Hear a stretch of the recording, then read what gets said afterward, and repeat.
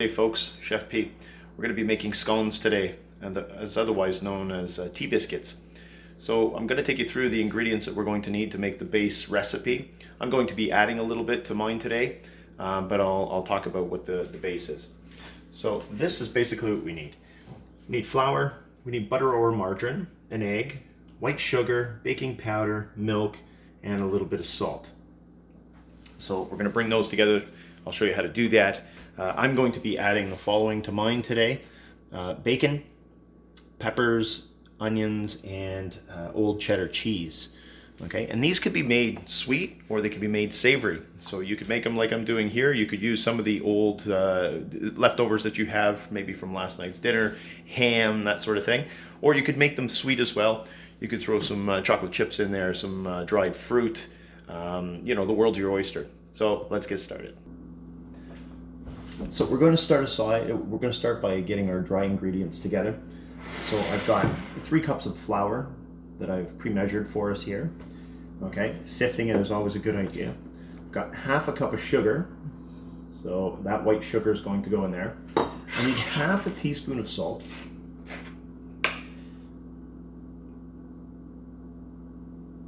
Like so. Then I'm going to add 5 teaspoons of baking powder. Okay, and baking powder makes things rise, and you'll see a lot different than soda. So we were using soda to make our cookies sort of drop. We're using baking powder to make them rise. So 1, 2, 3, 4, and 5. Okay, and I'm going to sort of stir that around a little bit. Use all my dry ingredients. Just get them all blended so that they're all equally dispersed.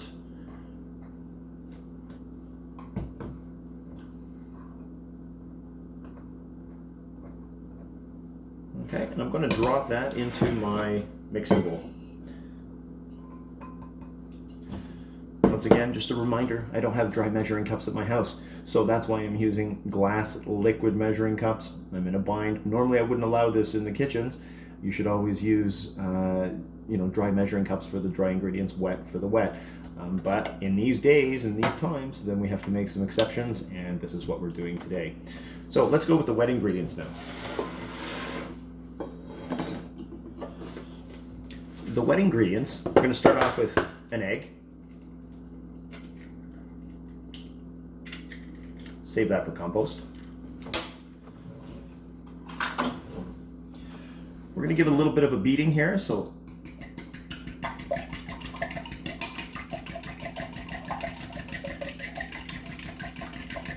then I'm going to add my 1 cup of milk. I'm going to mix that up, make sure it's well blended, and I'll put that aside.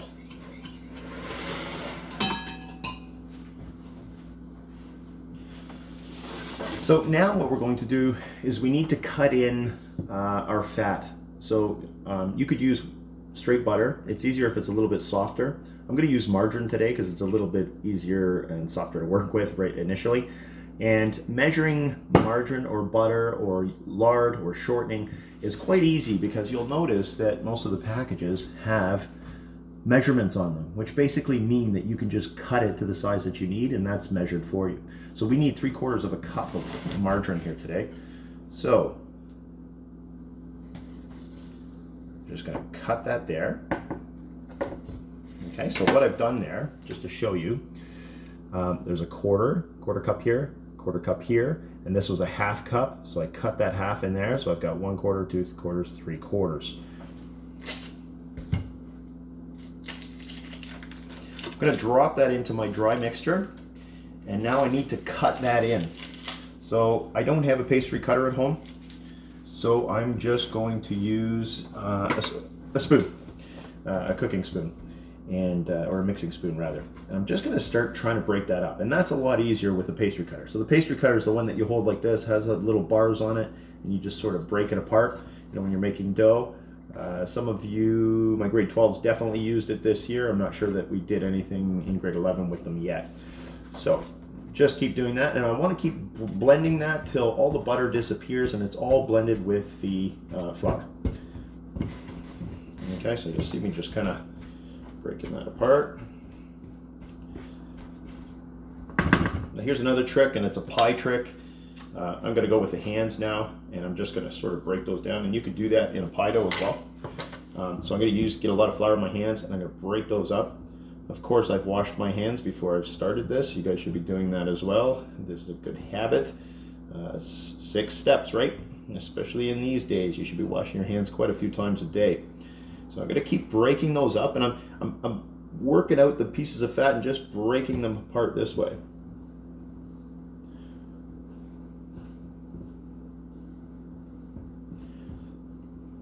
And I'm going to keep doing that till all those little lumps of fat sort of are unrecognizable. Okay, very similar to how you'd make a pie dough. This is a lot easier to work with than a pie dough, that's for sure.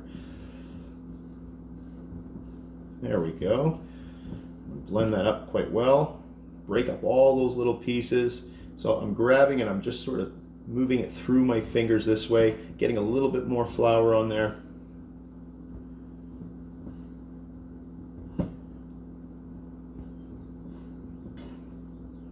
There we go. Once that's all done, then what I'm going to want to do is rinse off my hands, of course. And you can see it sort of starts to change color, and it looks like there's little teeny lumps, like pea-sized lumps in there. And that's okay. We just want to sort of break some of those last big ones up. And you'll see that you can actually sort of grab it and it holds together too. So that's how you know you've got it. Okay, very similar once again to a pie dough. I'm going to rinse my hands.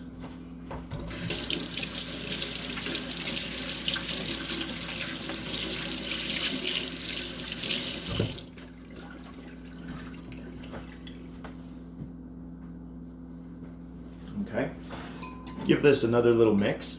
Now, if you were doing a sweet version, you could always add a little bit of vanilla to this and just give it flavor. That way it'll enhance the flavors that you put in, be them chocolate chips or dried fruit or whatever.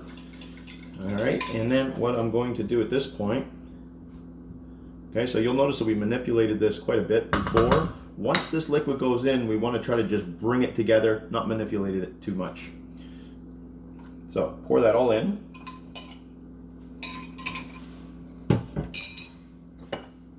And just start to blend it.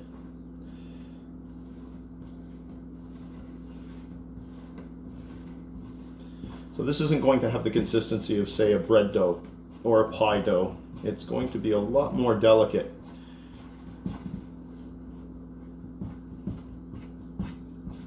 Now, the first step that we forgot at the beginning, or I forgot, was to actually preheat my oven. So we're looking for 400 degrees today. You can put them on convection if you want, convection bake, or you can just put a straight bake, that's fine. I'm going to do that right now.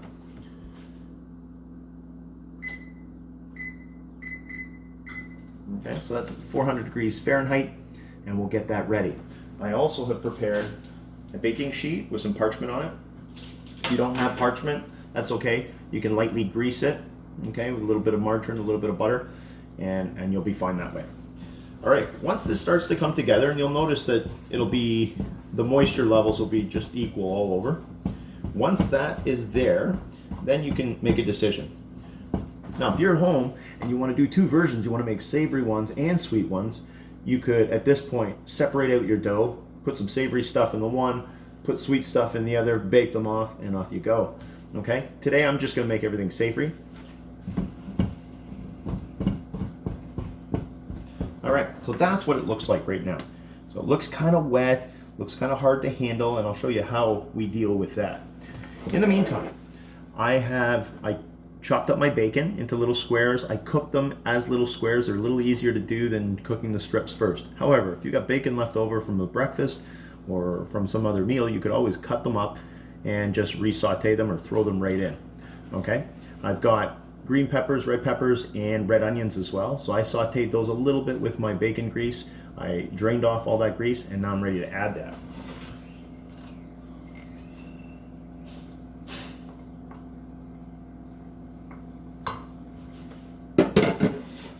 I've grated some old cheddar, okay? Not that it's old, but it's known as old cheddar. It's aged longer before you buy it.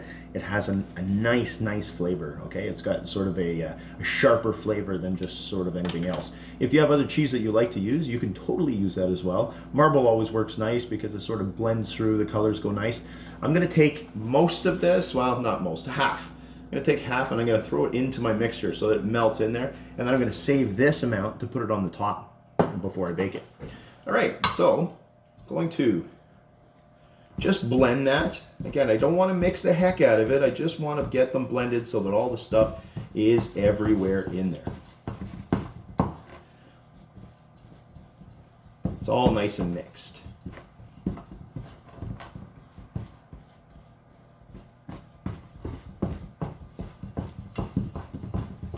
All right, all blended.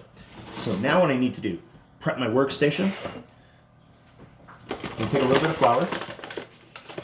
Just going to coat the bottom here. You might find that it requires more than maybe you'd use for your bread dough or for your pizza dough. A little bit more, just so you'll see why, because it's kind of moist, right? So pour that down onto my board as one big lump.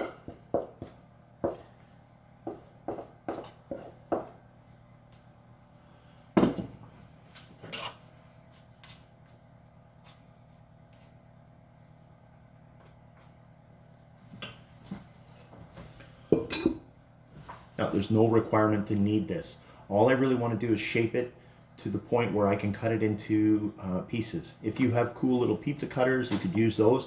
If you have even a jar or glass, you can cut little circles and make them. We're looking for a thickness that's going to be, I'm going to say about 1 inch thick, okay? And give or take. So obviously if they're a little thicker, they're going to take longer to cook. If they're a little thinner, a little quicker. So what I'm going to do is I'm going to make sure I have a lot of flour on my hands. I'm going to put a little bit on top.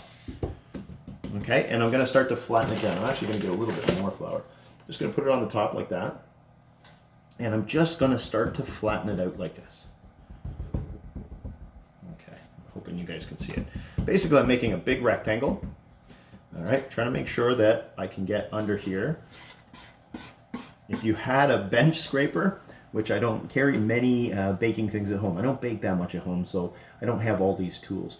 So I'm just going to use this knife, or you could use a spatula. But if we were in the classroom right now, we'd be using a bench scraper. Okay, so that's that wooden piece with the steel.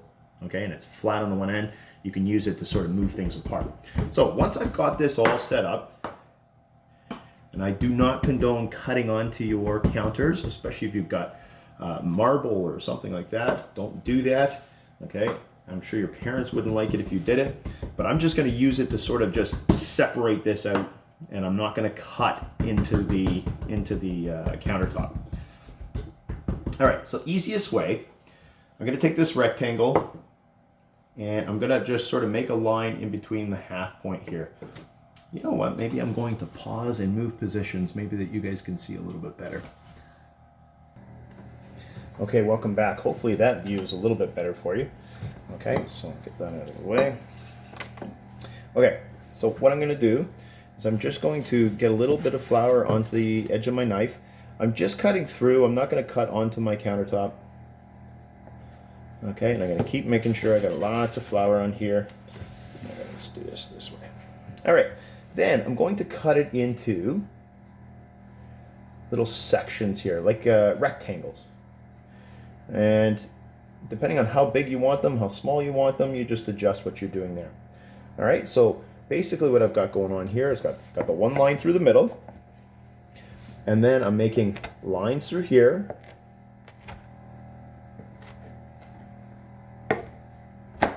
So basically I've got rectangles here now. So maybe I'll just grab this up here. Okay, so you can kind of see I've got rectangles there, and then I'm going to cut those rectangles into triangles, and those will seem very familiar if you've ever bought a tea biscuit from Tim Hortons. That's the shape they go with. So let's go back here. All right, so I'm going to take this one here, and I'm just going to put that onto my tray. I'm just going with a straight rectangle one here. like that. Get a little bit more flour on. All right, this other rectangle here, I'll take that here. All right, so put them here, and then I'll continue the process here.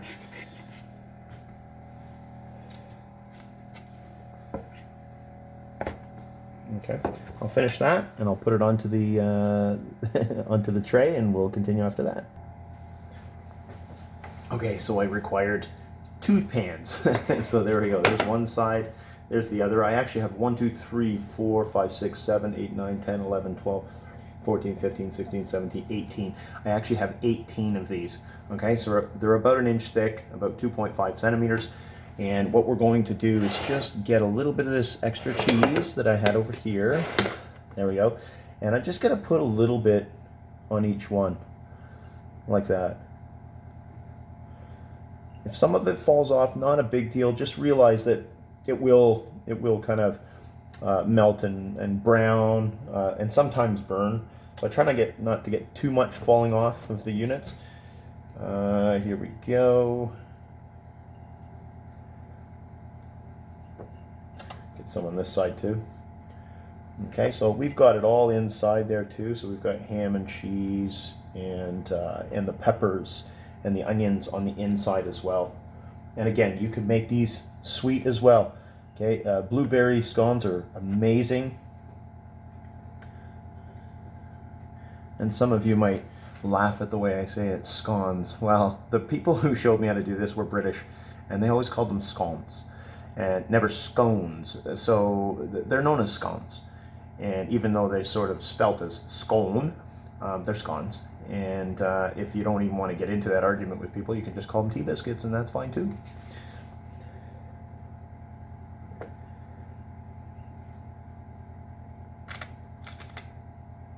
All right, I'm going to put these in the oven, and when they're all nice and brown and beautiful, I'll take them out.